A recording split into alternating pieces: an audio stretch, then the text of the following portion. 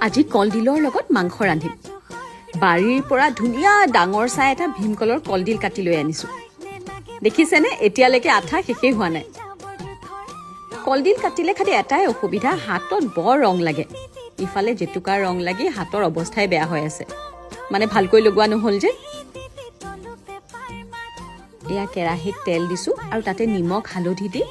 আলুখিনি ডাঙৰ ডাঙৰকৈ কাটি ভাজি লৈছো আৰু তাৰ পিছত ডাঙৰকৈ কটা কলডিলখিনিও ভাজি উঠাই থম কিছু লোকে আকৌ আলু আৰু কলডিল মাংসৰ লগত একেলগে ভাজে আপোনালোকে কেনেকৈ ৰান্ধে জনাবচোন এতিয়া তেলত দিছো পাঁচফোৰণ শুকান জলকীয়া তেজপাত আৰু